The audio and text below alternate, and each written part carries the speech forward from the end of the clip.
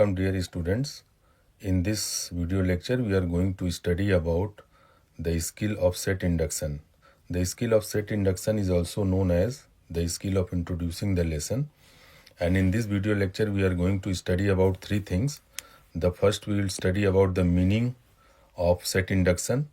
Next we will study about the different components of skill of introducing the lesson, and finally we'll try to understand the skill through an illustrative example.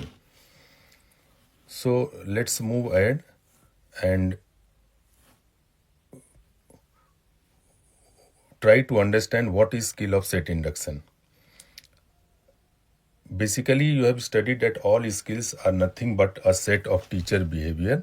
So we say that any skill is equal to a set of teacher behavior CTA plus TB plus TC in a composite way. So set induction skill also consists of a set of teacher behavior. Now what are those behaviors? Before this skill is practiced just before the actual lesson starts. So if you are going to say teach a topic on force for the students of class 7, before you start teaching your lesson, you have to introduce the students to the topic of force. And this skill is related to the behavior of the teacher where he tries to introduce the lesson in the classroom. तो actual जो आप उनको पढ़ाने जा रहे हैं बल के बारे में क्लास में, उसके पहले आप बच्चों को कैसे उस टॉपिक को, उस प्रकरण को प्रस्तावित करेंगे उनके समक्ष, यह स्किल इससे संबंधित है. इसकी आवश्यकता 2-3 मुख्य चीज़ों के लिए पड़ती है. सबसे पहले you need this skill to draw attention of the students towards your topic. So it's a very obvious thing. If you remember the psychological principle of Thorndike, and he says that learning needs the readiness of the student. The student should be ready to learn, should be prepared. So this 5-minute time slot in your entire teaching process is going to decide the effectiveness of the entire teaching. तो आप शुरू के 5 minute में कैसे बच्चों को तैयार करते हैं अपने नए प्रकरण को पढ़ाने के लिए, यह उससे संबंधित है. और बच्चों के ध्यान को अपनी ओर आकर्षित करने के लिए, आपके प्रकरण की ओर आकर्षित करने के लिए यह बहुत ज़रूरी होता है. इसके साथ ही साथ ये इंट्रोडक्शन का छोटा सा सेशन बच्चों के क्यूरियोसिटी को भी अराइज करता है. उनके मन में एक इच्छा जागृत होती है कि इस लेसन में क्या हम पढ़ने वाले हैं, उसका क्या महत्व है. So they just get an idea about the importance of the topic they are going to study. And finally it stimulates the previous knowledge of the students. तो previous knowledge is important. We know that any teaching learning process must be based on the previous knowledge of the student. तो आप जो नया प्रकरण पढ़ाने जा रहे हैं, उस प्रकरण को समझने के लिए कौन कौन से प्रीवियस नॉलेज की आवश्यकता पड़ेगी, उसको आप इस 5 मिनट के सेशन में बच्चों के समक्ष उस प्रीवियस नॉलेज को आप सतह पर ले आते हैं, उनके सबकॉन्शियस माइंड में जो है उसको ऊपर ले आते हैं, ताकि उसके ऊपर नए प्रकरण को आप बिल्डअप कर पाएँ. So basically the 3 important things that are related to skill of set induction is to draw student attention, number 1, number 2 to arouse their curiosity, and number 3 to stimulate the previous knowledge that is required to understand the new learning material that you are going to teach in the classroom. So like any skill, we already have seen that any skill has consists of certain teacher behavior. So these different teacher behaviors constitute the component of the skill. So इसी तरह इसके भी कुछ components हैं, और इन components को हम लोग एक एक करके देखेंगे कि इस skill के components कौन कौन से हैं. So first of all,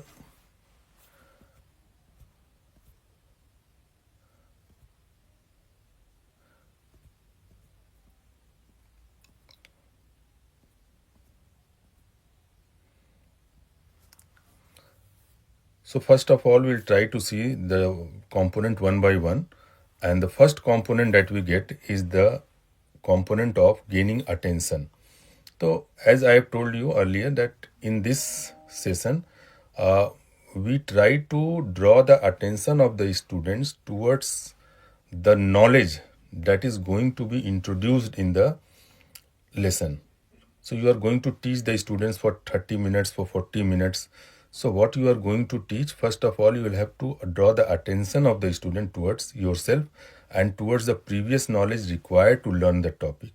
तो जो भी प्रकरण आप पढ़ाने जा रहे हैं उससे संबंधित कुछ प्रीवियस नॉलेज हैं, उसके तरफ, आपके प्रकरण के तरफ और कक्षा की तरफ बच्चों के ध्यान को आकर्षित करना, ये एक सबसे पहला कंपोनेंट होता है इस स्किल में.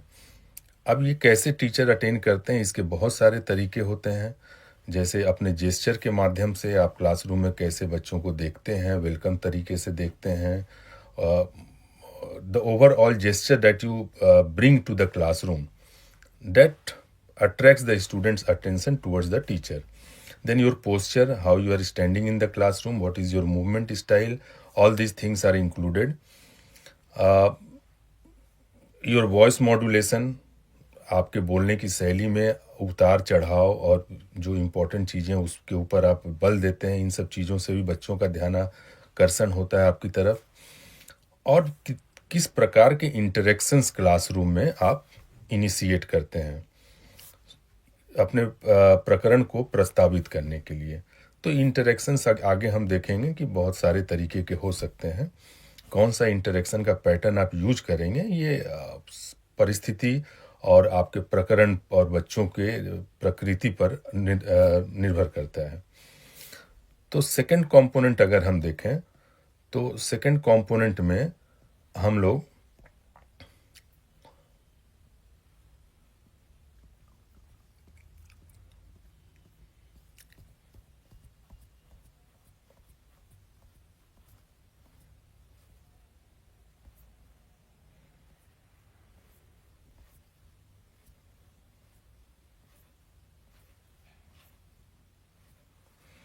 The second component of the skill of introducing the lesson is selecting an appropriate device.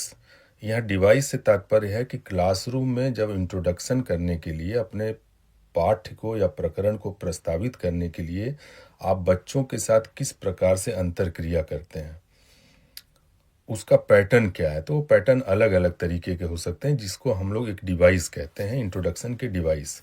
तो इंट्रोडक्शन के उपकरण जो है विभिन्न प्रकार के हो सकते हैं. जैसे क्वेश्चन एंड आंसर सेशन के माध्यम से आप क्लास में कोई नया प्रकरण पढ़ाने जा रहे हैं, तो उससे संबंधित कोई एक प्रकरण पहले की कक्षा में आपने बच्चों को पढ़ा चुका है. जैसे आप न्यूटन के 2 सिद्धांत पढ़ाने हैं, आप पहले पढ़ा चुके हैं, दूसरा सिद्धांत आज पढ़ाने जा रहे हैं. तो पहले वाले सिद्धांत से संबंधित प्रश्न उत्तर को पूछ करके बच्चों के सबकॉन्शियस माइंड से उन बातों को ऊपर ला सकते हैं और उसके ऊपर फिर दूसरे सिद्धांत को आप पढ़ा सकते हैं. दूसरा एक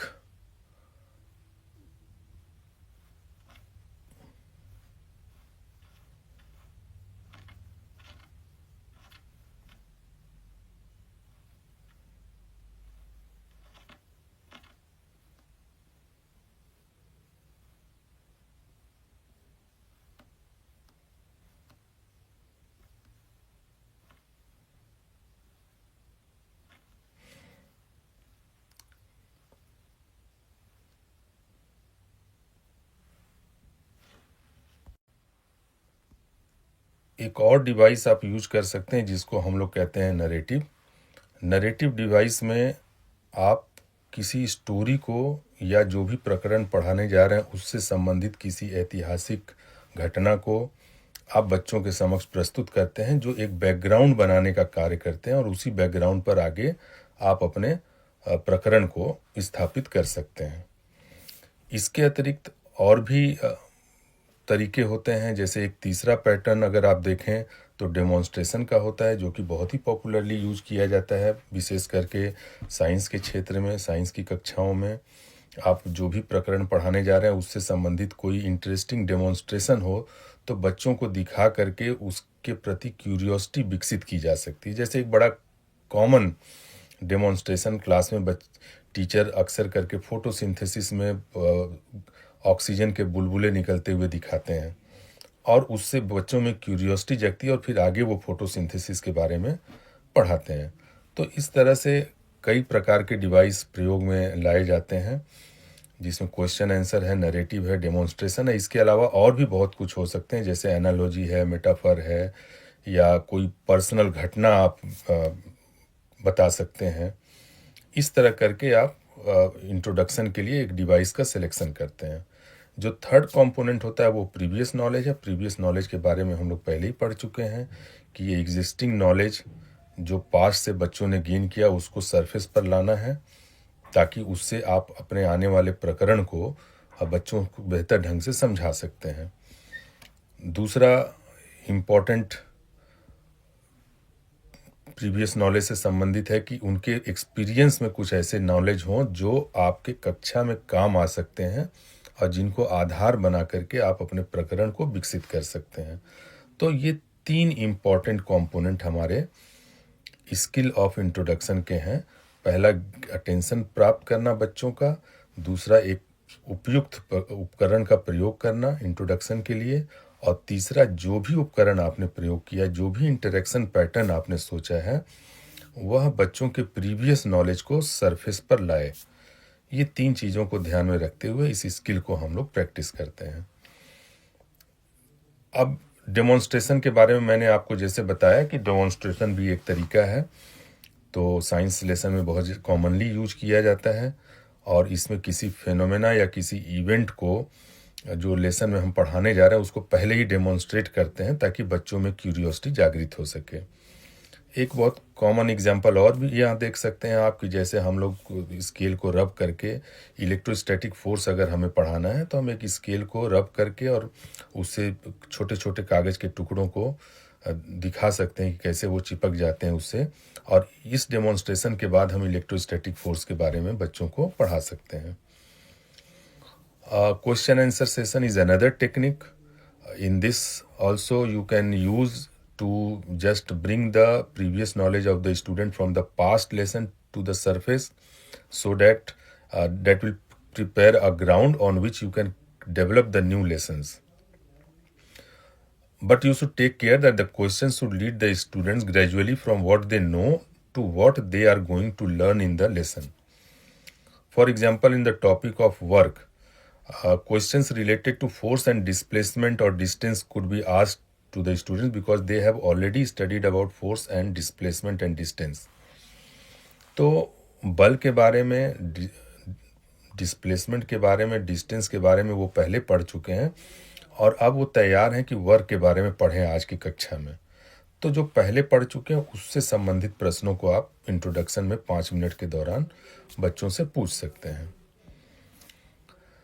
अब इसी चीज़ को हम लोग एक एग्जाम्पल से देखते हैं। एक ज्योग्राफी में क्लास 8 के लिए एक एग्जाम्पल प्रस्तुत किया गया है, जिसमें प्रकरण जो है हम पढ़ाने जा रहे हैं वो water retention capacity of soil.